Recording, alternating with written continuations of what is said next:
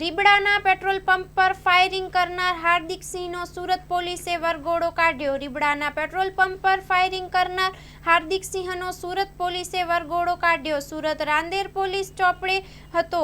Wanted 32,071 USDT transfer કરવાવાળા ગળા પર છરો મૂક્યો હતો. રાંદેરમાં ધોરાજીના કાપડ દલાલનું અપહરણ કરીને હાર્દિક સિંહ સહિત ધમકી આપી હતી. પકડાયેલ હાર્દિક વિરુદ્ધ સુરત રાંદેર પોલીસ મથકમાં ગત તારીખ 27 નવેમ્બર 2024ના ગુનો નોંધાયો હતો.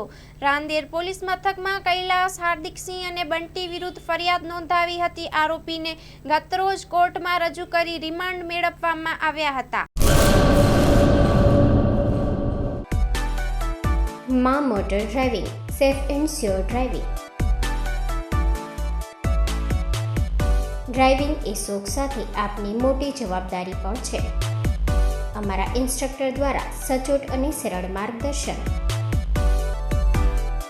આપની રોજની તાલીમની માહિતી મેળવીને શું અધુરાશ છે એના ઉપર પૂરું ફોકસ કરાય છે.